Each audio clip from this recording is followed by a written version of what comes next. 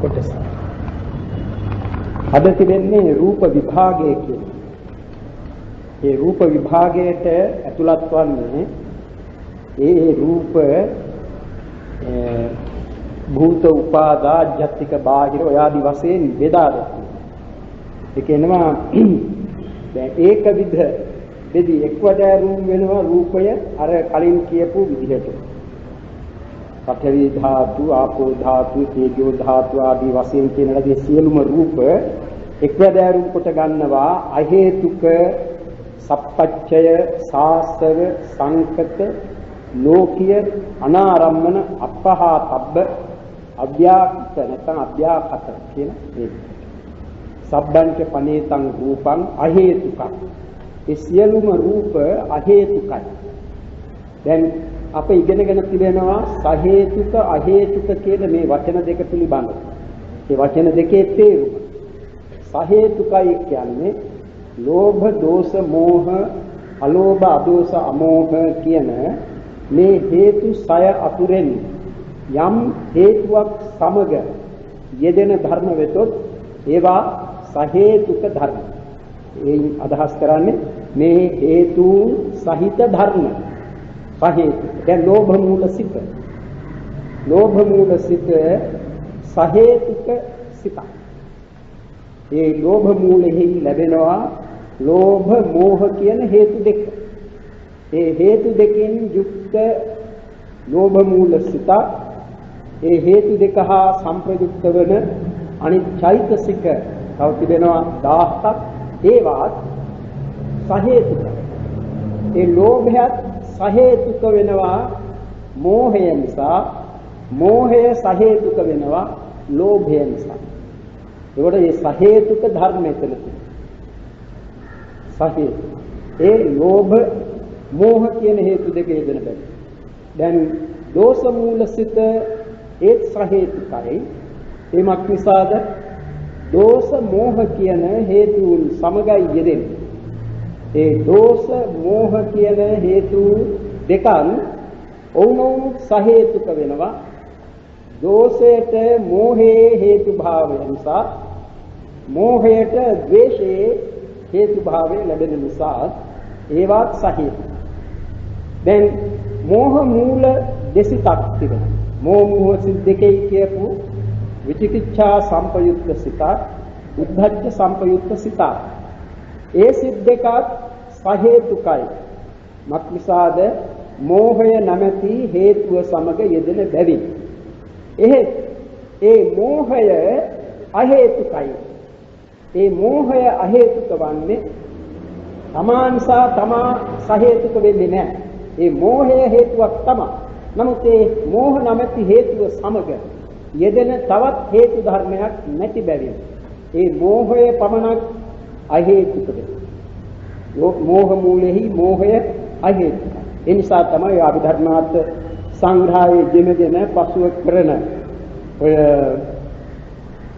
අභිධර්ම මාතෘකාව ඉගෙන ගන්න විට ස්වરૂප උදුරා දැක්වීමේදී ඔය කාරණය එනවා. ඒ සමහර ධර්ම අයින් කරනවා. ඒ කියන්නේ මෝහ මූල දෙසිතෙහි යෙදෙන මෝහය අයින් කරනවා. ඒවා සමග යෙදෙන තවත් හේතු නැති බැවින් ඒවා ඇතුළත් වන්නේ අහේතුක බොදට. ඒ මෝහ මූල දෙසිතෙහි යෙදෙන මෝහය. දැන් ඒක මේ සිත් පිළිබඳ කතාවයි. මෙතන සියලුම රූප අහේතුකයි කියන්නේ දැන් අපි රූප ගැන කතා කරන විට ඉදිරියේදී දැනගන්නවා ඒ රූප ඇතිවන්නට හේතු තිබෙනවා. හේතු කියලා එතන අප කියන්නේ කාරණ කියන්නේ. හේතු කියන්නේ කාරණේ කියන්නේ. අහේතුක කියන තැන්වල හේතු කියන්නේ ලෝභ දෝෂ මෝහ අලෝභ දෝෂ අමෝහ කියන ඒ සයට පමණයි. ඒ හේතු පටිච්ච සම්භූතා හේතු භංගා නිරුද්ධති කියන තැන්වල ඒ ලෝභ දෝෂ මෝහ අලෝභ දෝෂ අමෝහ කියන හය ගැන නෙවෙයි කියන්නේ. ඒවත් හේතු තමයි. නමුත් ඒවා ගැන නෙවෙයි හේතු පටිච්ච සම්භූතා. හේතු ඒ කියන්නේ හේතුවක් නිසා ඇතිවන්නා වූ යම් ධර්ම කෙනෙක් වෙත්නම් හේතු භංගා ඒ හේතුන්ගේ භංගයෙන් ඒවා නිරුද්ධ වෙයි. හේතු භංගා නිරුද්ධති. යම් ධර්මයක් හේතුන් නිසා හටගත්තේ නම් ඒ කිවේ යම් යම් කරුණ නිසා හටගන්නේ. යම් යම් හේතු නිසා උපදී. ඒ හේතුව නැතිවීමෙන් ඒ ධර්මයේ නැති වේ. හේතු භංගා නිරුද්ධති. එතන කිවේ ලෝභ දෝෂ මෝහ අලෝභ දෝෂ අමෝහ කියන ඒ පය පමණක් ගෙන නෙවේ. ये धम्मा हेतु पभवा तेषां हेतुं तथागतो आह तेषां च यो निरोधो एवं वादी महासमनो කියන තැන ये धम्मा हेतु पभवा ඒ හේතුන්ගෙන් ප්‍රභව වන්නා වූ යම් ධර්ම කෙනෙක් වෙද්ද තේසං හේතුන් තථාගතෝ ආහ ඒ ධර්මයන්ගේ හේතුවද තථාගතයන් වහන්සේ වදාළසේක තේසං च यो निरोधो ඒ ධර්මයන්ගේ යම් විරෝධයක් වේද එවං වාදී මහා සම මෙබඳු වාද ඇති කෙනෙකි මේ මහා ශ්‍රමණයන් වහන්සේ කියන තේරුමක් ඇති ගාථාවෙහි එතනත් වෙනවා හේතු. එතකොට එතන හේතු කියනකොට දුක්ඛාදී චතුරාර්ය සත්‍ය පිළිබඳ වූ ගාථාවක් බැවින් ඒ දුක්ඛ සමුදය නිරෝධ මාර්ග කියන මේ වශයෙන් බෙදා දක්වනවා නම් එතන හේතු කියලා ගන්නට වෙන්නේ සමුදය සත්‍ය වූ ලෝභය තෘෂ්ණාව. නමුත් ඒක ඊට වඩා පළල් තේරුමක් දෙනවා නම් දැන් ඒ ආර්ය සත්‍ය දේශනාවල් ඒ වගේම තවත් පුළුල් වශයෙන් වදාරලා තිබෙනවා. ඒ ආර්ය සත්‍ය දේශනාවෙහිදී තණ්හාව එකම හේතුව හැටියට පෙන්වලා මේ තෘෂ්ණාවයි දක්වලා තිබෙන්නේ. යායන් තණ්හා පෝනෝ භවිකා නන්දි රාග සහගතා තත්ත්ව තත්‍රා විනන්දිනී සයතේදං කාම තණ්හා භව තණ්හා විභව තණ්හා. එහෙම ඒ තෘෂ්ණාව ඒ දුක්ඛේ හේතුව දුක හටගන්නේ හේතුව දුක උපදවන කාරණේ කියා අරගෙන තිබෙනවා එතන. තවත් විදිහකින් ඒ සමුදය පිළිබඳව සමුදය සත්‍ය පිළිබඳව වදාරන විට ඊට වඩා කරුණු අරගෙන ඊට වඩා ඔය ඒ ලෝභාදී පවණක් නෙමෙයි අකුසල ධර්මාදී රාශියක් අරගෙන තිබෙනවා විභංගී. ඒ අන්නේ එහෙම සලකන විට ඒවාද යම් කර්මයක් නිසා පහළ වෙන දෙයක් වේ නම් ඒ කර්මයේ නැතිවීමෙන් ඒ පහළ වෙන දෙයද නැති වෙයි. හරියට යම්කිසි ලෙඩක් හැදෙන්නේ රෝගයක් හැදෙන්නේ යම් නිදානයක් නිසා නම් ඒ නිදානය දුරු කළ විට රෝගය සංසිඳනවා වගේ නැති වෙනවා වගේ. ඒර හේතු භංගා නිරුද්ධති. දැන් මෙතන අහේතුකේ කීවේ ඔය කියන ලද ලෝභ දෝෂ මෝහ අලෝභ අදෝෂ අමෝහ කියන මේ ධර්මයන් හා සංප්‍රයුක්ත වීමක් රූපවල නැහැ. රූපවල නැහැ. ඒ නිසා තමයි අහේතුක කියලා කියන්නේ. සබ්බංච පනේතං රූපං අහේතුකං. සියලුම රූප අහේතුකයි. ලෝභාදී හේතුන් සමග එක්වීමක් නැති බැවින්, යෙදීමක් නැති බැවින් අහේතුක. දැන් එහෙම කියන විට මේ පිනතුන් දන්නවේ තියෙන සමහර විටක ආහලා ඇති. ඔය ප ဋ ාණෙහිදී හේතු ප්‍රත්‍ය පිළිබඳව එන නිර්දේශෙහි එන්නේ හේතු සම්පයුක්තකානං ධම්මානං තං සමුත්ථානානං ච රූපානං හේතුපච්චේන පච්චයෝ.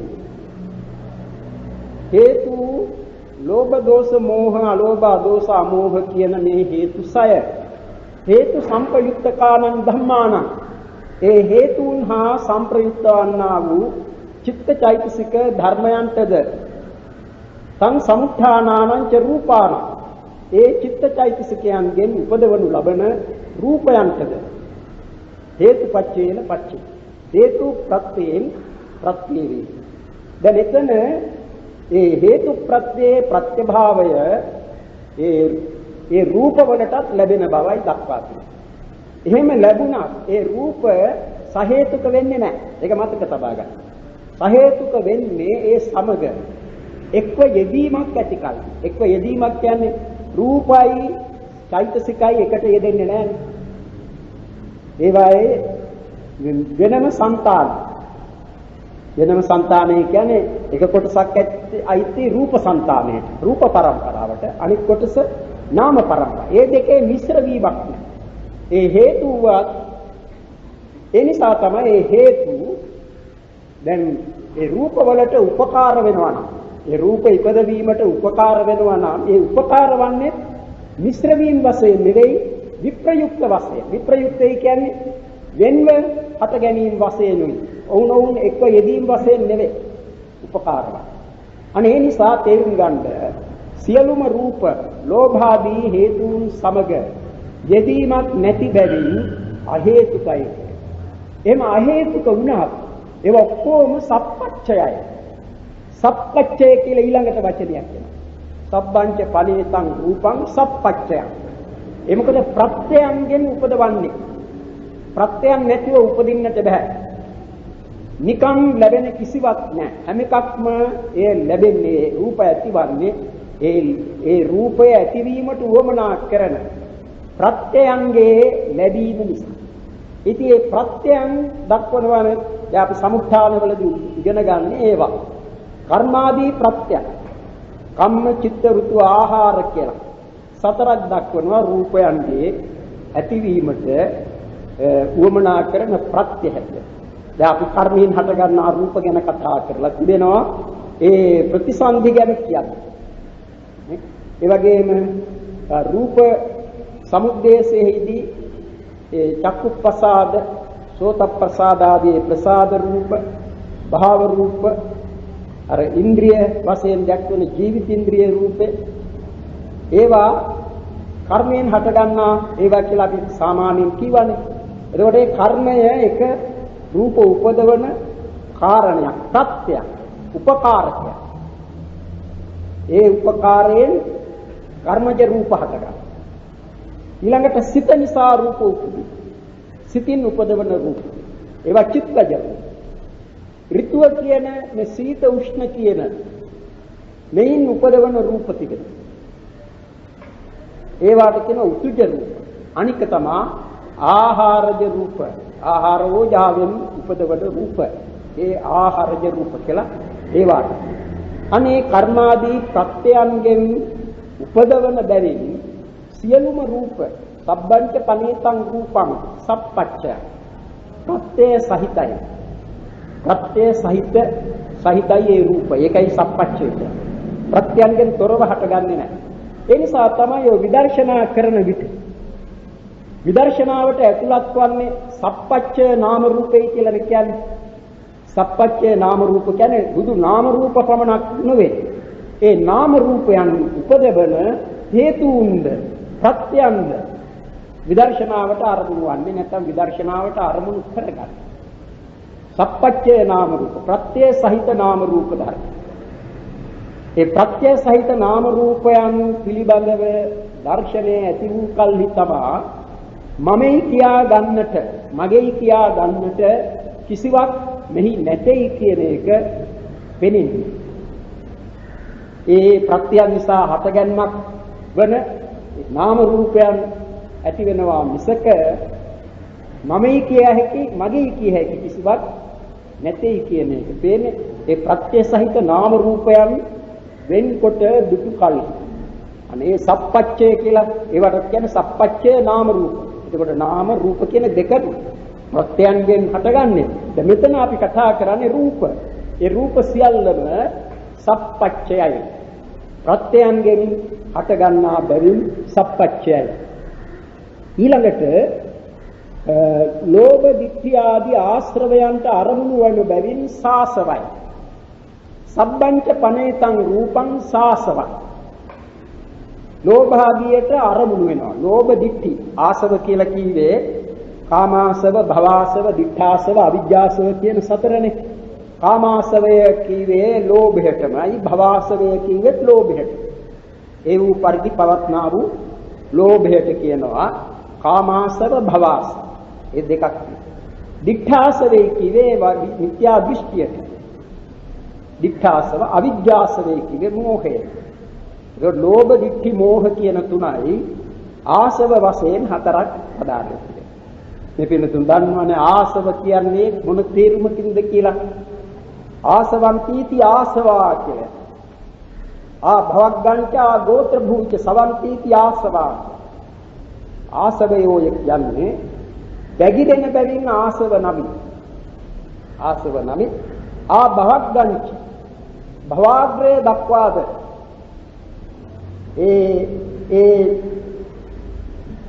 අනිත් එක මේ ගෝත්‍ර භූච ගෝත්‍ර භූච ගෝත්‍ර භූ සිත දක්වාද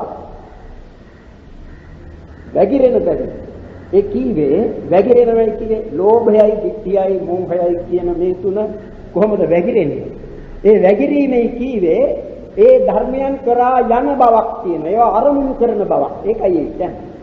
ලෝභයට අරමුණු වෙනවා, ditthiyයට අරමුණු වෙනවා, මෝහයට අරමුණු වෙනවා. මොනවද අරමුණු වන්නේ? භවග්‍රය දක්වා වූ සියලුම ලෞකික ධර්ම. භවග්‍රය දැන් කාම ලෝකය, රූප ලෝකය, අරූප ලෝකය. අරූප ලෝකෙහි නේව සංඥා, නා සංඥායතනයට කියනවනේ භවග්‍රය කියලා. ඒ දක්වා වූ ධර්මයන් ලෝභයෙන් අල්ල ගන්නවා. ditthියෙන් වරදවා ගන්නවා. එතන නිට්ටයයි සදාකාලිකයි කියලා ගන්න අය සිටින්නේ. ditthිය.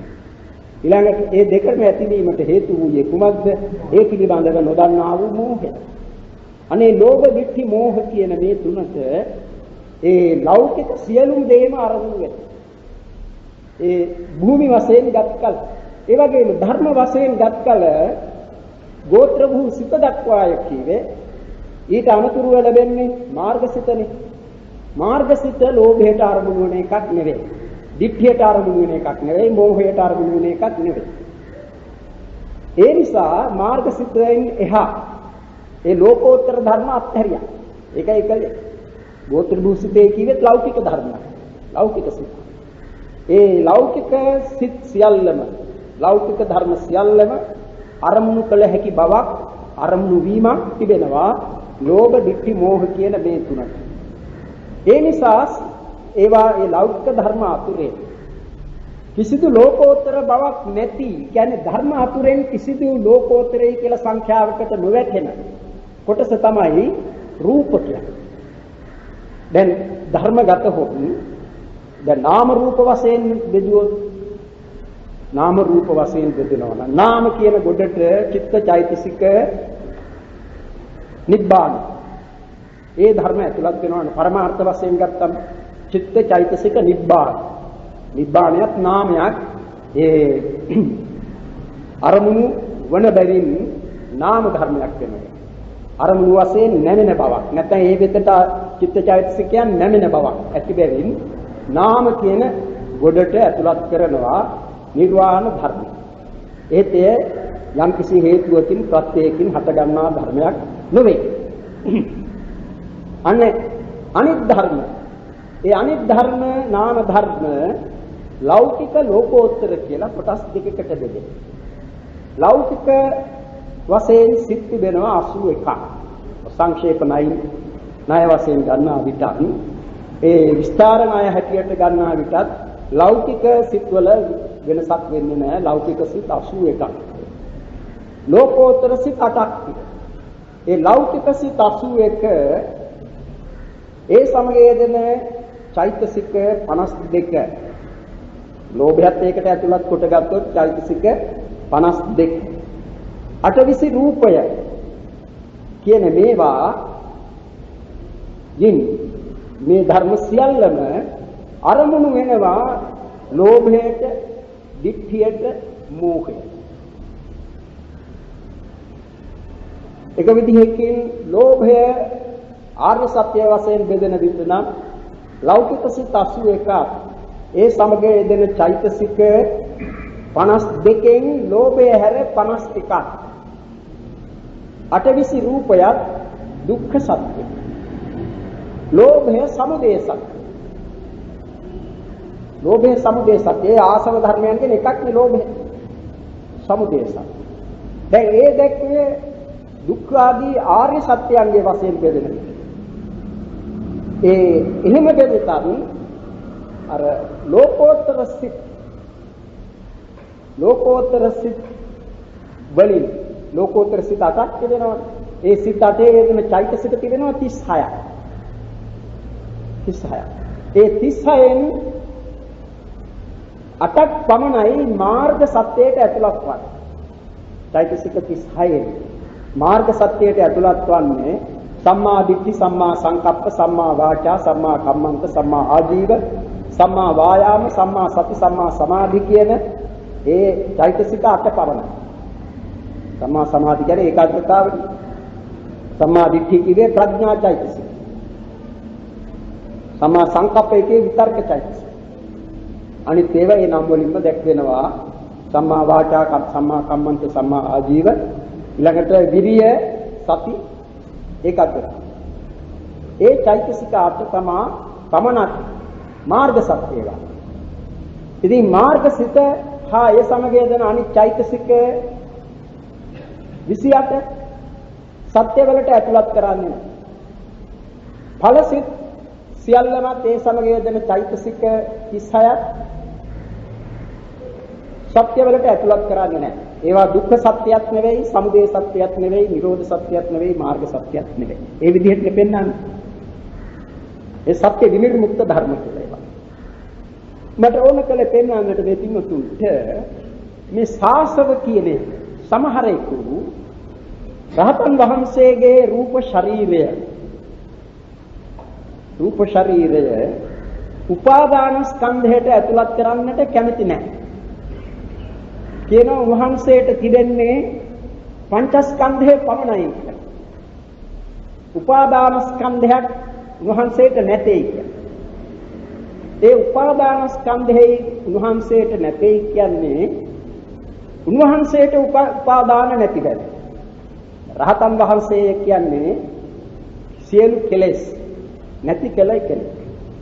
එතකොට උපාදාන වශයෙන් ලැබෙන්නේ කාම උපාදාන, ditthi උපාදාන, සීලබ්බත උපාදාන, අත්වාද උපාදාන කියලා චෛතසික වශයෙන් දක්වනවා නම් දෙකයි, ලෝභයයි ditthiyයි. ඒ ලෝභ ditthi දෙකනේ. ඒ ලෝභ ditthi දෙකෙන් අරමුණු වන දෙකට අරමුණු වන ධර්ම තමයි උපාදාන ස්කන්ධ කියලා කියන්නේ.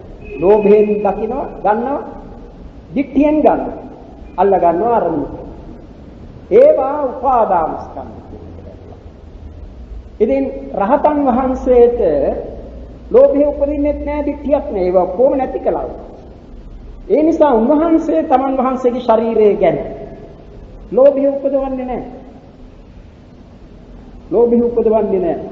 ditthිය උන්වහන්සේට ඇතිවන්නේ නැහැ තමන් වහන්සේගේ ශරීරය ගැන.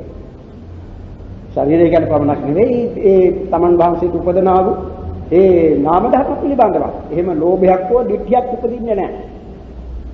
ඒ නිසා උන්වහන්සේට උපාදාන ස්කන්ධ නැtei කියන්නට බෑ. මක් නිසාද? කාගේ හෝ උපාදානයන්ට අරමුණු වෙනවා නම් යමක් ඒවා තමයි මේ උපාදාන ස්කන්ධයට ඇතුළත් කරන්නේ. දැන් සබ්බංච පනේතං රූපං සාසවං කිවේ සියලුම රූප ආශ්‍රවයන්ට අරමුණු වෙනවා. ආශ්‍රවයන්ගෙන් අල්ලා ගන්නවා. ආශ්‍රව සහිත. ඒ නිසා රහතන් වහන්සේගේ රූප පමණක් නෙවෙයි. උන්වහන්සේගේ ක්‍රියාවන් පවා තවත් කෙනෙකුගේ රාගාදියට හේතු වන්නට අරමුණු වන්නට පුළුවන්. ඒකට නිදර්ශනයක් තමයි අර සෝරෙය්‍ය සිතානන්ද මහා කච්චායන හාමුදුරුවන්ගේ රූප ශෝභාව දැකලා ඇතිවෙච්ච තෘෂ්ණාව, තණ්හාව. මේක නුදුන් දන්නවනේ කතාව. ඒ මොකද? දැන් උන්වහන්සේගේ ශරීරය, ඒ ශරීරය අපගතහොත් අපි කියනවා උන්වහන්සේ කෙලෙස් නැසූ රහතන් වහන්සේ. එතකොට අපි රහතන් වහන්සේ කියන විට උන්වහන්සේගේ ශරීරය අත්හැරලා නෙමෙයි සලකන්නේ. රහතන් වහන්සේ. ඒ රූපය කාගේ හෝ රූපය උපාදානයන්ට ගොදුරු වන රූපයක්. අල්ලා ගැනීම ගන්නා රූපයක්. ඒ නිසා උන්වහන්සේට තිබෙන ඒ ස්කන්ධ වලින් රූප ස්කන්ධය රූපෝපාදානස්කන්ධය. උන්වහන්සේට ඇතිවන ලෞකික සිත් තිබෙනවා. ලෞකික සිත්. රහතන් වහන්සේට ලැබෙන ලෝකෝත්තර සිත් තියෙන්නේ එකයි. අරහත් ඵලසිත විතරයි. උන්වහන්සේට ලැබෙන අනිත් සිත් ලෞකිකයි. ඒ ලෞකික සිත් අන්‍යයන්ට අරමුණු විය හැකියි. අන්‍යයන්ගේ ලෝභාදියට අරමුණු වන්නට පුළුවන් ඒ ලෞකික සිත්. ඒ නිසා ඒ ලෞකික ධර්ම සියල්ලම එනිසයි කියන්නේ ලෞකික ධර්ම සියල්ලම උපාදානස්කන්ධ. රූප උපාදානස්කන්ධ, වේදනා උපාදානස්කන්ධ, සංඤ්ඤා උපාදානස්කන්ධ, සංඛාර උපාදානස්කන්ධ, විඥාන උපාදානස්කන්ධ කියන්නේ ඒ නිසා. එහෙම උපාදානස්කන්ධ කියන ගොඩට ඇතුළත් නොවන ධර්මත් තිබෙනවා. ඒ මොනවාද? ඒ නාම ධර්ම වලටයි ඒ ඇතුළත් වෙන්නේ. ඒවා නම් සතර මාර්ග, සතර ඵල, නිබ්බාන. සතර මාර්ග ගන්න විට ඒ මාර්ග සිද්ධි ලැබෙන චෛතසිකත්, ඵල ගන්නා විට ඒ ඵල සිද්ධි ලැබෙන චෛතසිකත්, නිර්වාණය. ඒකට ධර්ම වශයෙන් ඕනනම් කියත හැකි මේ නව ලෝකෝත්තර ධර්ම. ඒ නව ලෝකෝත්තර ධර්ම නම් ලෝභ දිට්ඨි වලට අරමුණු කරන්නට කබා ඒවා ගැන හිතන්නටවත් බෑ. ඒ අරමුණු වීමක් නෑ ලෝභ දිට්ඨි වලට. ඒ නිර්වාණය එහෙම නැත්නම් මාර්ගසිත, ඵලසිත. ඒ කෙලෙස් සහිත සිත් වලට නැත්නම් අකුසල් සිත් වලට ඒවා අරමුණු කිරීමට නොහැකි බව කියනුම කවරේද කියලා ප්‍රශ්න කළ යුතු තිබෙනවා. මක්නිසාද ඥාන විප්‍රයුක්ත කුසල් සිත් වලටවත් ඥාන විප්‍රයුක්ත ක්‍රියාසිත වලටවත් දැන් රහතන් වහන්සේට ලැබෙන ඥාන විප්‍රයුක්ත ක්‍රියාසිත තිබෙනවා. එහෙම ක්‍රියාසිතක් උන්වහන්සේට උපදන අවස්ථාවකදී වුවත් තමන් වහන්සේ ප්‍රත්‍යක්ෂ කරන ලබ ඒ නිර්වාණ ධර්මය ඒ සිතින් අරමුණු කරන්නට බෑ. ඒ මොකද නුවණින්මයි ඒක අරමුණු කළ හැක්කේ. ඥාන සංප්‍රයුක්ත සිතකින්මයි අරමුණු කරන්නේ. දැන් ඒ නිසා ලෞකික ධර්ම ඒ ලෞකික ධර්ම සියල්ලම උපාදානස්කන්ධ කියන ගොඩට ඇතුළත් වන්නේ. එයින් මේ රූපය ලෞකික මිසක කවදාවත් ලෝකෝත්තර වෙන්නේ නැහැ. මේ පිළිතුරු දන්නවා අපි කතා කරනකොට රූප ගැන කාම ලෝකෙහි රූප තිබෙනවා. කාම ලෝකෙහි කියන විට 11 වැඩෑරුම් කාම භූමිය, සතර අපාය, දෙව්ලොව සය, මිනිස් ලෝක දෙව්ලොව සය කියන මේ 11 වැඩෑරුම් කාම භූමිය. ඊළඟට රූප භූමි තිබෙනවා 16ක්. එයින් එකක සිත නැහැ. රූපේ තියෙනවා ඒ රූපේ. අනිත් 15හිම සිතයි කයයි දෙකම තිබෙනවා. ඒ රූපේ තිබෙනවා. කය කිව්වේ රූපේටනේ. රූප තිබෙනවා. ඒ රූප දැන් බ්‍රහ්මයාගේ රූප, බ්‍රහ්ම ලෝකයේ තිබෙන රූප මොනවාද? කොයි ගොඩටද වැටෙන්නේ? ඒව ඔක්කොම කාමාවචරයි. සබ්බංච පනේතං රූපං කාමාවචරයි. ඒවා කාමාවචර මිසක රූපාවචර රූපේ කියලා කොටසක් නැහැ. කාමාවචර. ඒකට සිත්තමා චිත්තචෛතසික ධර්ම ප්‍රභේද වෙනවා. රූපාවචර, අරූපාවචර, ලෝකෝත්තර එහෙම කියලා. නමුත් රූපය එහෙම බෙදෙන්නේ නැහැ. හැම රූපයක්ම කොහේ ලැබුණා ඒක කාමාවචරයි. ඊළඟට එනවා අනිත් ඒවා මේ අහේතුකයි, සප්පච්චයයි, සාසවයි. සාසව කීවේ අනිත් එක තමයි ලෝකීය සංකත කීවේ මොකක්ද? සංකත කියන්නේ ප්‍රත්‍ය සාමාග්‍රියෙන් උපදවන ලද බැරි ප්‍රත්‍යයන්ගේ එකතුවෙන් ඇතිවන්නේ. ඒ නිසා සංකතයි උපාදානස්කන්ධ ලෝකයට ඇතුළත් වන බැවින් තමයි ලෝකීයයි කියන්නේ. උපාදානස්කන්ධ කියන ගොඩටයි ඇතුළත් වන්නේ. උපාදානස්කන්ධ ලෝකයට ඇතුළත්. දැන් ලෝකය කියන එක බුදුරජාණන් වහන්සේ වදාරනවානේ ලෝකය කියලා මේ පංච උපාදානස්කන්ධෙට ගමනේන චපත්තබ්බෝ ලෝකස්සන්තෝ කුදාචනං නච අපත්වා ලෝකන්තං දුක්ඛාති පමෝචනං කියලා එහෙම එන්නේ. එතන ගමනේන චපත්තබ්බෝ ලෝකස්සන්තෝ කුදාචනං කිසි කලක ඒ ගමන් කරලා ඇවිදලා ලෝකෙහි කෙලවරට පැමිණෙන්නට බැරිය. ගමන ගමනේනච පත්තබ්බ ලෝකස්සබ්බෝ උදාචන මෙච අපත්වා ලෝකන්තං. ඒ වගේම ලෝකාන්තයට නොපැමිණ දුක්ඛ අතිපමුචනං දුකෙන් මිදීමක්ද නොවන්නේය. එතන ලෝකාන්තය කියලා කිව්වේ කොතනද? මේ දෙවෙනි පදයේදී ලෝකාන්තය කිව්වේ මේ පංචස්කන්ධ ලෝකය. පංචස්කන්ධ ලෝකය. අනේ ලෝකය කියන්නේ තව තේරුමක් තියෙන්නේ ලුජ්ජති පලිජ්ජති इति ලෝකෝ කියලා. ඒ කියන්නේ කැඩෙන බිඳෙන ස්වභාවය ඇත්තේ යමකද ඒක ලෝකය. ඒ ලෝකයේ කියන පංච උපාදාන ස්කන්ධයන් අතුරෙන් එහි එක උපාදාන ස්කන්ධයකට ඇතුළත්. ඒ නිසා සියලුම රූප ලෝකයයි. ලෝකයයි කියන්නේ ලෞකිකයි කියන්නේ. ලෝකෝත්තර කියලා කොටසක් නෑ රූපවල. නැබැයි කාම තණ්හාවට අරමුණු වෙන බැවින් කාමාවට. ඊළඟට මේ අරමුණක් ගන්නට බෑ. රූපයට බෑ අරමුණු ගන්න. ඒ නිසා අනාරම්මන කියලා කියනවා. අනාරම්මන කියන්නේ අරමුණු ගත නොහෙන බැවින්. අරමුණු ගන්නේ කවුද? මොනවාද ගන්න? අරමුණු ගන්නේ චිත්තචෛතසික. චිත්තචෛතසිකයන්ට නම් අරමුණු නැතුව උපදින්නට බෑ. අරමුණක් ගෙනයි චිත්තචෛතසිකයන්ගේ ඇතිවීම වන්නේ. ඒ චිත්තචෛතසිකයන් මෙන් නෙවෙයි රූප. රූප වලට අරමුණු ගැනීමක් කරන්නේ. ඒ නිසා ඒ රූප සියල්ලම අනාරම්මන. අනාරම්මන.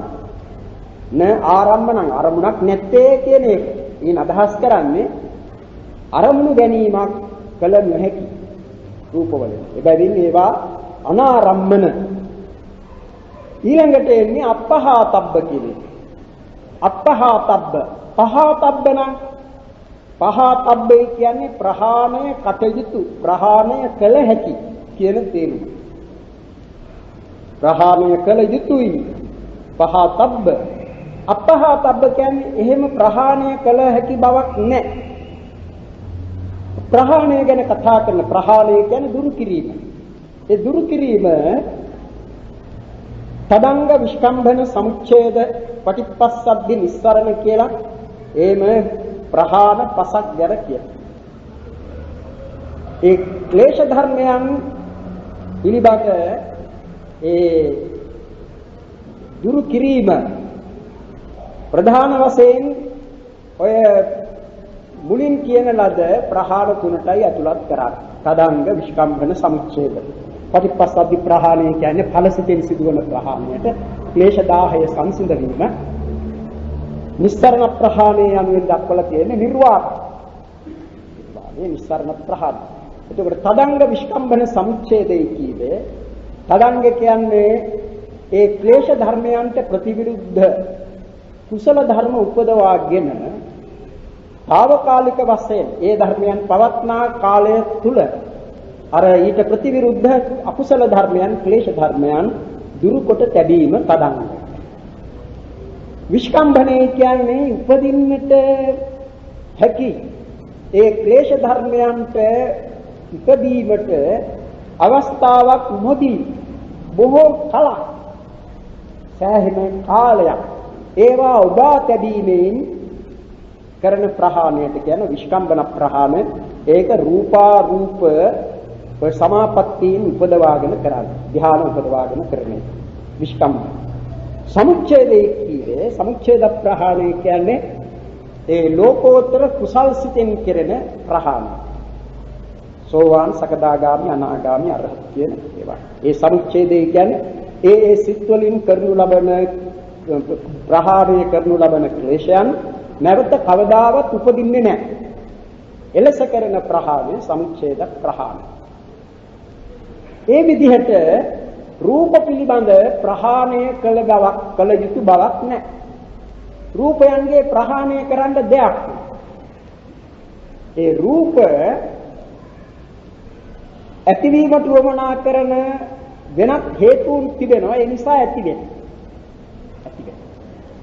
දැන් සමහර අවස්ථාවලදී බුදුරජාණන් වහන්සේ මේ රූපයේද දුරු කළ යුතුයි කියලා එහෙම වදාරලා තිබෙනවා. ඒ කරන්න පුළුවන් නේ කියලා උන්වහන්සේ වදාරනවා. ඒ එතන අදහස් කරන්නේ මේ රූපය පිළිබඳව තිබෙන ආශාව දුරු කරන්න. රූපය පිළිබඳව රූපය ගැන පංච රූපස්කන්ධය පිළිබඳව පවත්නා ආශාව දුරු කරන්නයි කියන්නේ. එහෙම නැතුව රූපෙහි දුරු කරන්න දෙයක් නැහැ. ඒ කෙලෙස්මින් දුරු කළ හැකි බවක් රූපෙහි නැහැ. ඒ නිසා කියනවා අප්පහාතබ්බ තදංගාදි ප්‍රහාණයන්ගේ වශයෙන් පහ කළ නොහැකි බැවින් අප්පහාතබ්බ. ඒකයි ඒවාට අප්පහාතබ්බ කියලා කියන්නේ. ප්‍රහාණය කළ නොහැකි. ඊළඟට කුසල් අකුසල් වශයෙන් බුදුරජාණන් වහන්සේ වදාarලා නැහැ. දැන් කුසල ධර්ම කියලා කොටසක් වදාලා අකුසල ධර්ම කියලා තව කොටසක් වදාලා එසේ නොවදාරන ලද සියල්ලම ඇතුළත් වන්නේ අභ්‍යාකත කියන්නේ. අභ්‍යාකත නැත්නම් අව්‍යාකත. ඒ අභ්‍යාකතේ කියන්නේ න ව්‍යාකත. නොවදාරන ලද කියන එකයි තේරුම. වචනාර්ථ වශයෙන් ගත්තම තේරුම න ව්‍යාකත කියන්නේ නොවදාරන ලද නොකියන ලද කියන. කුසල කුසල වශයෙන් අකතිතාති අත්ථෝ කිය. කුසල කුසල වශයෙන් කුසල් අකුසල් වශයෙන් නොවදාරන ලදයි කියන එකයි එහි අර්ථය. එතකොට කුසල් අකුසල් වශයෙන් නොවදාරන ලද යම් ධර්ම සමූහයක් වේ නම් ඒ සියල්ලම අභ්‍යාකතා ධම්මා. එනිසා තමයි අභිධර්මෙහි ඒ පළමුවෙන් මේන කුසල ත්‍රිකෙහි කුසල ධම්මා අකුසල ධම්මා අභ්‍යාකතා ධම්මා කියලා. කුසල ධම්මා කීවේ කුසල් සිත් 21යි ඒ සමගයේදෙන චෛතසික 38යි. කුසල ධම්මා. අකුසල ධම්මා අකුසල් සිත් 12යි ඒ සමගයේදෙන චෛතසික 27යි. අකුසල ධම්මා. අභ්‍යාකතා ධම්මා විපාක සිත් 36යි ක්‍රියා සිත් 20යි ඒ සමග යෙදෙන චෛතසික 38යි රූප 28යි නිර්වාණයයි කියන මේ ධර්ම අභ්‍යාකත කුසල් අකුසල් වශයෙන් නොවදාළ ධර්ම. දැන් මේ ඒ නිසා රූපද සියලුම රූප අභ්‍යාකත ධර්ම. කුසල් අකුසල් වශයෙන් වදාළේ නැහැ. මෙන්න මේ විදිහට රූපය එක්වැදෑරුම් කොට දක්වනවා. එක්වැදෑරුම්. දැන් එකක් නෙපෙන්නේ අහේතුකයි සප්පච්චයයි සාසවයි සංකතයි ලෝකියයි කාමාවචරයි අනාරම්මනයි අප්පහාතබ්බයි අභ්‍යාකතයි. ඊළඟට රූප පිළිබඳ දෙවදෑරුම් ආකාරයක් දක්වනවා. දෙවදෑරුම් භූත උපාදා භූත රූප උපාදා රූප අධ්‍යාත්මික බාහිර වත්තු අවත්තු ద్వාර අද්වාර ඉන්ද්‍රිය අනින්ද්‍රිය ඕලාරික සුකුම සන්තිකේ දූරේ සප්පටිග අප්පටිග උපාදින්න අනුපාදින්න සනිදස්සන අනිදස්සන ගෝචරග්ගාහික අගෝචරග්ගාහික විනිබ්බෝග අවිනිබ්බෝග යනාදි වශයෙන් විප්‍රකාර කොටද බෙදිය හැකියි. රූප බෙදන්නට පුළුවන් මේ වශයෙන්. කොහොමද ඒ? සබ්බංච පනේතං රූපං භූත උපාදා කියන භූත රූපය උපාදා රූපය කියලා කොටස් දෙකකට බෙදෙත.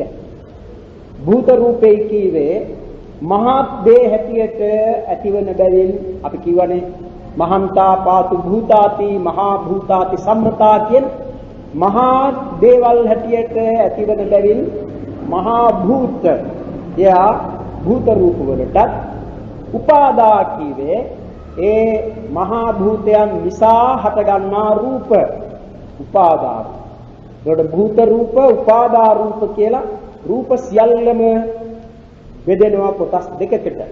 එවිට භූත රූප හැටියට හතරකුත් පඨවි ආපෝ තේජෝ වායෝ කියන හතරත් උපාදා රූප හැටියට 24කුත් ඇතුළත්. ඊළඟට අධ්‍යාත්මික බාහිර අධ්‍යාත්මික කියන්නේ තමා පිළිබඳ කියන තේරුමක් තියෙනවා. තමාය කියලා ගන්නට අතිශයින්ම ඉවහල් වෙන. ඒ වගේම බොහෝම තමා ගැන මේ තමන්ගේ මේ ආත්ම භාවය කියන්නේ චිත්ත චෛතසික රූප කියන මේ ධර්ම සමුදාය අපි කෙනෙක් කියලා ගන්න ඒ ආත්ම භාවය. ඒ ආත්ම භාවයට අතිශයින් උපකාරක රූප හැටියට ගන්නා ධර්ම වලටයි අධ්‍යාත්මික රූපේ කියන්නේ. ඒවා නම් චක්කු සෝත ධාන ජීවහා කාය කියන ඒ ප්‍රසාද රූප පස අධ්‍යාත්මික රූප. බාහිර රූපේ කියන්නේ එයින් අන්‍ය වූ සියලුම රූප බාහිර. ඒ නිසා ඒ පහට අධ්‍යාත්මික රූපේ කියලා කිව්වේ. ඊළඟට එනවා වස්තු රූප අවස්තු රූප කියලා. වස්තු රූපේ කියවේ වස්තු රූප පාලි වචනය වස්තු කියලා කියවේ චිත්ත චෛතසික ධර්මයන්ට වාසස්ථාන කියන තේරුමෙන් වස්තු කියලා කියනවා. එහෙම වස්තු රූප හයක් දැක්වෙනවා. චක්කු වස්තු, සෝත වස්තු, ගාන වස්තු, જીවහා වස්තු, කාය වස්තු, හදේ වස්තු කියලා. ඒ වාට වස්තු රූප කියනවා. අපි වස්තු සංග්‍රහයේදී ඒක ඉගෙන ගන්නවා. වස්තු රූප අනිත් ඒවාට කියනවා අවස්තු රූප. ඒවා වස්තු වෙන්නේ නැහැ. අවස්තු රූප. ඒ හයක් වස්තු රූපයි 21ක් අවස්තු රූප. ඊළඟට ප්‍රසාද රූප පහක් විඤ්ඤාති රූප දෙකක් කියන රූප හතට කියනවා ద్వාර රූප කියලා. ద్వාර රූපේ කියන්නේ දොරටු වන රූප, දොරටු වශයෙන් ඇතිවන්නා වූ රූප, දොරටු වන්නා වූ රූප. මොනවට දොරටු වන්නා වූද? චිත්ත චෛතසිකයන්ට හා අරමුණු වලට දොරටු වන්නා වූ රූප, ඒ වගේම කර්මයන්ට අරමුණු වන්නා වූ, කර්මයන්ට දොරටු වන්නා වූ රූප. දැන් අපි රූප පිළිබඳව නැත්නම් කර්ම පිළිබඳව කතා කරන විට කර්ම ద్వාර දෙකක් පිළිබඳව කීවා. කාය කර්ම ద్వාරයයි වාක් කර්ම ద్వාරය. ඒ කාය කර්ම ద్వාරයේ වූයේ කාය විඤ්ඤාතිය. වාක් කර්ම ద్వාරයේ වන්නේ වචී විඤ්ඤාතිය කියලා අපි ඉගෙන ගත්තානේ. අන්න ඒ කාය විඤ්ඤාති වචී විඤ්ඤාති කියන රූප දෙකද ద్వාර රූප වශයෙන් ගන්නවා. මක් නිසාද? ඒවා කර්ම ద్వාර වෙන බැරි. ප්‍රසාද පස චක්කු සෝත ඝාන જીවහා කාය කියන ඒ පහ වස්තු රූප නැත්නම් මේ ద్వාර රූප වන්නේ මොනවට? රූප ශබ්ද ගන්ධ රස පොට්ටබ්බ කියන මේවාට දොරටු වන වගේම ඒවාහි එල්බගෙන හට ගන්නා වූ සිත් වලටද දොරටුව වෙනවා. දොරටු වෙනවා. ඒ අපි ඒ නිසා තමයි චක්සුද්්වාරික සිත්, සෝතද්්වාරික සිත්, ඝානද්්වාරික සිත්, જીවහාද්්වාරික සිත්, කායද්්වාරික සිත් කියලා 46 ගැන කතා කරනවා. ඒ කාමාවචර සිත් 54 ඔය ద్వාරයන්හි 46 වීම වශයෙන් ලැබෙනවා. චක්සුද්්වාරික සිත් 46යි, සෝතද්්වාරික සිත් 46යි. ඔය විදිහට අපි ద్వාර පිළිබඳව ඉගෙන ගන්නා විට ద్వාර සංග්‍රහයේදී දැනගත්තා. අනේ චක්සුද්්වාරයේ කිව්වේ චක්සු ප්‍රසාදය. ඒ මොකද චක්සු ප්‍රසාදේ නැත්නම් රූපාරම්මණයන් වර්තමාන රූපාරම්මණය ගැටෙන්නට තැනක් නැහැ. ඒ නිසා ඒ අරමුණු කොට උපදනා සිත් ඇතිවීමට විදිහක් නැහැ. එතකොට ඒක අරමුණටත් දොරටුව වන අතර ඒ අරමුණෙහි එල්බගත් සිත් වලටද දොරටුව වෙනවා. ඒ දොරටුව වැහුනොත් අරමුණ ලබා ගන්නත් බෑ. අරමුණ ලබනවා කියන්නේ සිතක් උපදින්න. සිත් උපදින්න. අන්න ඒ නිසා ద్వාර කාය විඤ්ඤාති වචී විඤ්ඤාති කියේ කර්මවලදී. කර්මයි කියනකොට මේ බින්දුන් දන්නවා කර්මය කියන්නේ කුසල හෝ අකුසල වශයෙන් දැක්වෙන ඒ කර්ම සිත නැතිව සිදුවන දෙයක් නෙවෙයි. සිතින් කෙරෙන දෙයක්. සිත ඕන. නමුත් ඒක ක්‍රියාත්මක වන දොරටු තුනක් තිබෙනවා. ඒ දොරටු තුනෙන් ප්‍රධාන එක තමයි මනෝද්වාරය. මනෝද්වාරය තමයි ප්‍රධාන. මනෝද්වාරය කියන එක නැත්නම් අනිත් ద్వාර දෙකක් ක්‍රියා කරන්නේ නැහැ. ඒ ద్వාර ඇතිවන්නට බෑ. ద్వాර නැහැ. දැන් අසඤ්ඤ සත්වෙහි මනෝද්වාරය කියන එක ලැබෙන්නේ නැහැ. සිත නැහැ. මේ සිත නැති නිසා තමයි ක්‍රියා විරහිත හුදු පණ ඇති සතෙකු හැටියට නැත්නම් භ්‍රක්‍මීකු හැටියට ඉන්නේ. කිසිදු ක්‍රියාවක් කරන්නේ. මේ ක්‍රියා කරන්නට බැරි සිත නැති නිසා සිත නැති වුණාම චිත්තජ රූප උපදින්නේ නැහැනේ. චිත්තජ රූප වලින් දෙකක් තමයි මේ කාය විඤ්ඤාති වචී විඤ්ඤාති කියන්නේ. ඒ කාය විඤ්ඤාතිය කාය කර්මයන්හිදී ద్వාරය වන අතර වචී විඤ්ඤාතිය වාග් කර්මයන්හි ద్వාරය වෙනවා. එබැවින් ඒ දෙකක්ගෙන ద్వාර රූප 7ක් කියලා කියනවා. එතකොට ප්‍රසාද රූප 5ක් විඤ්ඤාති රූප 2ක් කියන මේ හතට කියනවා ద్వාර රූප. අනිත් සියලුම රූප වලට කියනවා අද්වාර රූප. ద్వාර රූප අද්වාර රූප. ඊළඟට ප්‍රසාද රූප 5ක්. ප්‍රසාද රූප 5 පංච විඥානයන් කෙරෙහි ප්‍රධානත්වය ඊශ්වරත්වය ධර්ම බැවින් ද ඊළඟට ඉන්ද්‍රිය පුරිසින්ද්‍රියයි කියන භාව රූප දෙක ඒ ස්ත්‍රී පුරුෂ ආකාරයන් පිළිබඳව ප්‍රධානත්වයේ උසුලන බැවින්ද ඒවාට කියනවා ඉන්ද්‍රිය රූප. අනික ජීවිතේන්ද්‍රිය කර්මජ රූපයන් පාලනය කිරීමෙහිදී ප්‍රධානත්වයේ උසුලන බැවින් නැත්නම් කර්මජ රූපයන් කෙරෙහි ප්‍රධානත්වයේ දරන බැවින් ජීවිත රූපයටද කියනවා ඉන්ද්‍රියයි කියලා. ඒ නිසා ඉන්ද්‍රිය රූප තිබෙනවා 8ක්. චක්ඛුඉන්ද්‍රිය, සෝතිඉන්ද්‍රිය, ගාමින්ද්‍රිය, ජීවහින්ද්‍රිය, කායින්ද්‍රිය. ඒවායේ ප්‍රධානත්වය කුමක් සඳහාද? චක්සු විඥාන, සෝත විඥාන, ගාන විඥාන, ජීවහා විඥාන, කාය විඥාන කියන මේ විඥානයන් කෙරෙහි ඒවායේ ප්‍රධානත්වය පවත්වන. භාව රූප, ඉති භාව රූප, පුරුෂ භාව රූප කියන මේ ධර්ම දෙක ඒ භාවයන් කෙරෙහි ස්ත්‍රී ආකාරය ගැන්වීමෙහි පුරුෂ ආකාරය ගැන්වීමෙහි ප්‍රධානත්වයේ උසුලන බැවින් ඒ ද්වාටද කියනවා ඉත්ත්‍ින්ද්‍රිය පුරිසින්ද්‍රිය. කර්මජ රූප පාලනය කිරීම මේදී ප්‍රධානත්වයේ උසුලන්නේ ජීවිත රූපයයි. ඒ නිසා ඊට කියනවා ජීවිතින්ද්‍රිය රූපය කියලා. ඊළඟට ප්‍රසාද රූප 5ක්, විශේෂ රූප 7ක්. ඒ රූප එතකොට ප්‍රසාද රූප 5න් විශේෂ රූප 7යි කීවේ ඒ ප්‍රසාදයන්හි ගැටෙන අරමුණු වශයෙන් ලැබෙන රූප තිබෙන්නේ 7ක්. චක්සු ප්‍රසාදෙහි රූපාරම්භ, සෝත ප්‍රසාදෙහි ශබ්දාරම්භ, ගහන ප්‍රසාදෙහි ගන්ධාරම්භ, જીවහා ප්‍රසාදෙහි රසාරම්භ, කාය ප්‍රසාදෙහි පඨවි තේජෝ වායු. එතකොට 7ක්නේ. ප්‍රසාද 5යි විශේෂ රූප 7යි. එතකොට 12ක්.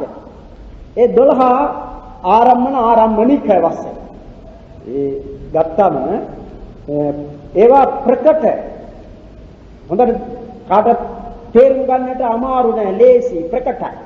එබැවින් කියනවා ඕලාරිකයි. ප්‍රකට එකක්. තේරුම් ගන්නට ලේසි, වැටහෙනවා. ඒ ප්‍රසාද ඊට අනුරූප වූ ආරම්මන වශයෙන් ප්‍රකටයි. එබැවින් ඊට කියනවා ඕලාරික. ගොරෝසු කියන තේරුමක් තියෙනවා ඕලාරික. අනිත් ඒවාට කියනවා සුකුම රූපයි කියලා. සූක්ෂම රූප, සුකුම රූප. දැන් මේවාට ඒ 16ක් තියෙනවා. ඒවාට කියනවා සුකුම රූප. මේවාට තව නම් තියෙනවා. මේවාට කියනවා සාන්තිකේ රූපයි කියලා. මොනවටද? ඕලාරික රූප 12ට කියනවා සාන්තිකේ රූප. සාන්තිකේ රූපය කියන්නේ මේ ළඟ තිබෙන රූපය කියන, ළඟ ඇති රූපය කියන. අනිත් ඒවා দূරේ රූප වෙනවා. ඒ නිසා සප්පටිඝ රූප. ඒවට කියනවා සප්පටිඝයි කියලා.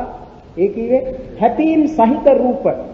හැපීම් සහිත ඒ කිව්වේ චක්සු ප්‍රසාද රූපාරම්මන කියන මේ දෙකේ තිබෙනවා ගැටීමක්, හැපීමක්. ඒ නිසා ගැටීම් සහිත, සැපීම් සහිත රූපේ කියන තේරුමෙන් සප්පටිඝ කියලා. සප්පටිඝ රූප. ඊළඟට කියන්නේ අනිත් ඒවාට එතකොට මෙතන කිව්වා ඕලාරික රූප, සම්තිකේ රූප, සප්පටිඝ රූප. ඒ අන්‍ය වූ රූප වලට කියනවා සුකුම රූප, දූරේ රූප, අප්පටිඝ රූප. සුකුම රූප, දූරේ රූප, අප්පටිඝ රූප. ඒ සුකුම රූප තිබෙනවා 16ක්. 16ක් තිබෙනවා. ආපෝ ධාතු, ඉන්ද්‍රිය, පුරිසින්ද්‍රිය, ජීවිත රූපය, හදේ රූපය, පරිච්ඡේද රූපය, ආහාර රූපය, කාය විඤ්ඤාති රූපය, වචී විඤ්ඤාති රූපය, උපචේ සංකති ජරතා අනිච්චතා රූප. කියන මේ තව කියනවා අර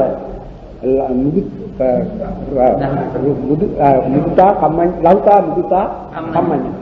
ඒ රූප ඒවට කියනවා සුකුම රූපය කියලා. ඊළඟට කර්මයෙන් හටගත් රූප තිබෙනවා 18ක්. ඒවා තෘෂ්ණා දෘෂ්ටීන්ට අරමුණු වන කර්මයෙන් නිපද වූ බැවින්. මොකද තෘෂ්ණා දෘෂ්ටීන්ට අරමුණු වන කර්මයෙන් නිපද වූ බැවින් ඒවාට උපාදින්න රූපයි කියලා නමක් තියෙනවා. දැන් උපාදින්න අනුපාදානියා ධම්ම, උපාදින්න පාදානියා ධම්ම, උපාදින්න අනුපාදානියා ධම්ම, අනුපාදින්න අනුපාදානියා ධම්මා කියලා ත්‍රිකයක් කියනවා අභිධර්මයේ. එහිදී ඒ උපාදින්නේ කීවේ කර්මයේ විසින් තෘෂ්ණා දෘෂ්ටීන්ගෙන් යුක්ත කර්මයේ විසින් තමාගේ ඵල භාවයෙන් ගන්නා ලද කියලා තේරුමක් දෙන්නේ. අනේ උපාදින්න රූප මොනවද? ඉතිරි මේ කර්මජ රූප. කර්මජ රූපේ කියන්නේ අර ඒකාන්ත කර්මජ රූප 9ක් තිබෙනවා, අනේකාන්ත කර්මජ රූප 9ක් තිබෙනවා. ඒකාන්ත කර්මජ රූප 9 කීවේ චක්කු සෝත ධාන ජීවහා කාය උත්තිභාව කුම්භාව ජීවිත හදය. ඒ 9 ඒකාන්ත කර්මජ රූප.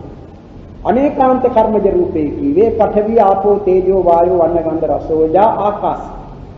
ඒ අනේකාන්ත කර්මජ රූප. මෙන්න මේ 18 ඉතින් ඒවා ඇති වෙනකොට කර්මජ රූප උපදිනකොට අර පඨවි ආදී ධාතු වලින් වෙන්න උපදින්නට බෑනේ. ඒවත් සමගනේ උපදින්නේ. ඒ නිසා මේ කර්මජ රූප සියල්ලම පිළිකොට ගත්කල්ලි 18ක් එනවා. ඒ 18 කියනවා උපාදින්න රූප. ඒ කර්මයෙන් හටගත්ත රූප වලටයි උපාදින්න රූපේ කියන්නේ. කර්මජ රූප. ඉතිරි චිත්තජ ඉතිජ ආහාරජ රූප වලට කියනවා අනුපාදින්න රූප. ඒ කර්මයාගේ ඵලයක් හැටියට ලැබුණේ ඒවා නෙවෙයි. ඒ නිසා ඒවට කියනවා අනුපාදින්න රූප. ඒ කර්මයෙන් හට ගන්නා ඒවට කියන්නේ උපාදින්න රූප. ඊළඟට එන්නේ රූපායතනය. රූපායතනයට කියනවා සනිදස්සන රූප. රූපායතනය කියන්නේ රූපාරම්භන. දැකීම් සහිත රූපය. ඒ කියන්නේ දකින්නට පුළුවන් චක්කු විඥාණයෙන් දැකගත හැකි රූපයට කියනවා සනිදස්සන රූප. චක්කු විඥාණයෙන් දැනගන්නට බැරි අනිත් රූප සියල්ලටම කියනවා අනිදස්සන රූප. අනිදස්සන රූපං අනිදස්සන රූප. චක්කු සෝත දෙකට දැන් තව තියෙනවා ගෝචරක් ගාහික රූප අගෝචරක් ගාහික. ගෝචරක් ගාහිකේ කීවේ ගොදුරු ගන්නා රූප. ඒ කියන්නේ අරමුණු ගැනීම කරන රූපේ කියන තේරුම. දැන් ඇසේ ගොදුර රූපාරම්භ, කනේ ගොදුර ශබ්දාරම්භ. ඒ විදිහට ඒවා ගොදුරු ගෝචර කියලා. ඇහි විෂය ඇහැට චක්කු ප්‍රසාදෙහිට යොමුවන රූපාරම්මණය. අන්න ඒ විදිහට චක්කු සෝත ගාන ජීවහා කාය කියන ඒ පස ගෝචරක් ගාහික රූපේ කියලා දක්වනවා.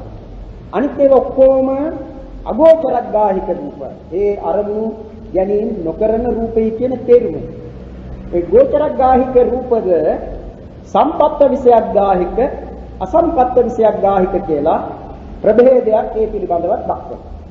සම්පත්ත විෂයක් ගාහිකේ කීවේ ළඟට පැමිණි අරමුණු ගන්නා වූ රූප කියන තේරුම. සම්පත්ත විෂයක් ගාහික රූප.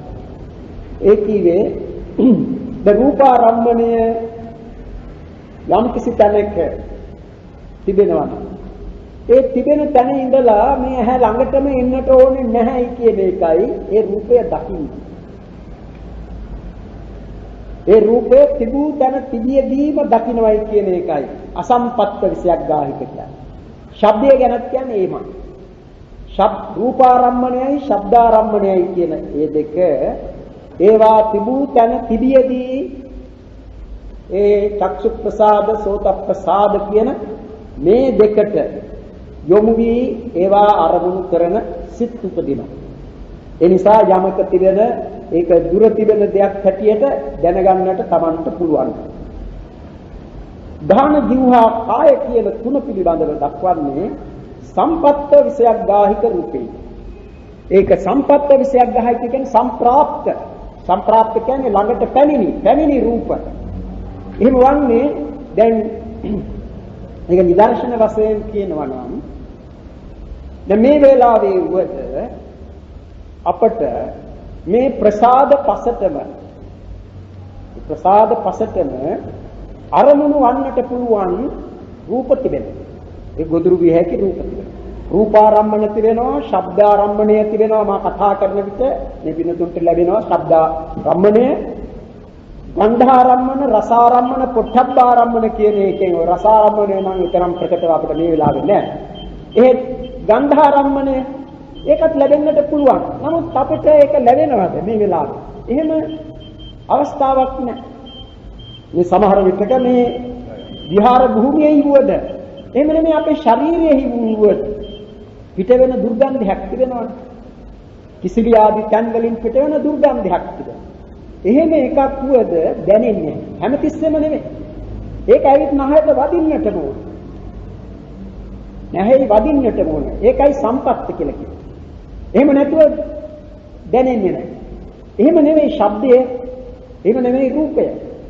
ඒකයි කියන්නේ ඒවා දුර තිබියදීම දැන ගැනීම සිදු වෙන අතර මේ ගාහණයට ගන්ධාරම්මණයන්, දිවට ඒ රසාරම්මණයන්, කයට පොට්ටබ්බාරම්මණයන් පැමිණ වදින්නට ඕනේ.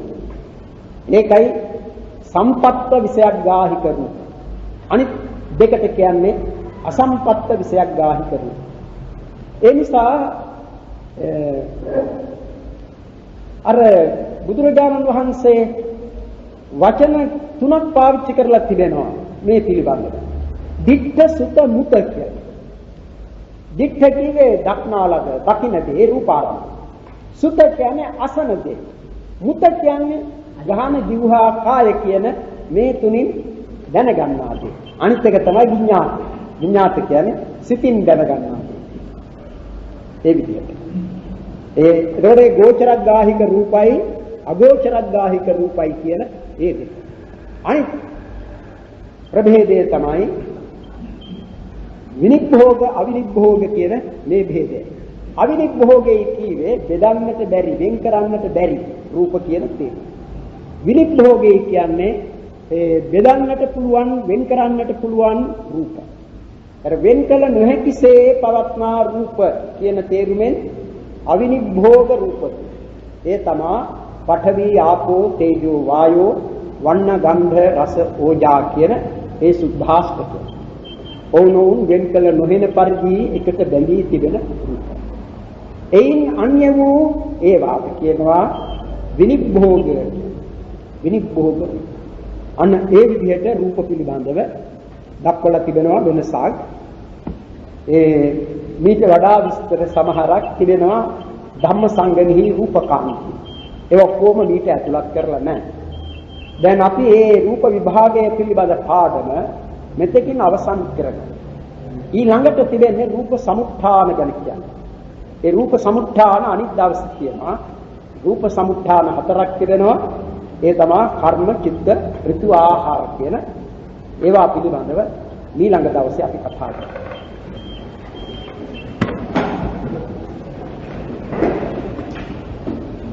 සබ්බේ සංඛාරා විච්ඡාති යදා පඤ්ඤාය පස්සති යති විද්‍යේ සමග්ගෝ සිද්ධා. සබ්බේ සංඛාරා විච්ඡාති යදා පඤ්ඤාය පස්සති යති විද්‍යේ සමග්ගෝ සිද්ධා. සබ්බේ ධම්මානත්තාති යදා පඤ්ඤාය පස්සති යති විද්‍යේ සමග්ගෝ සිද්ධා. දුක්ඛත්තා දුක්ඛත්තා සුඛත්තා සුඛා සබ්බේ විපාදිනෝ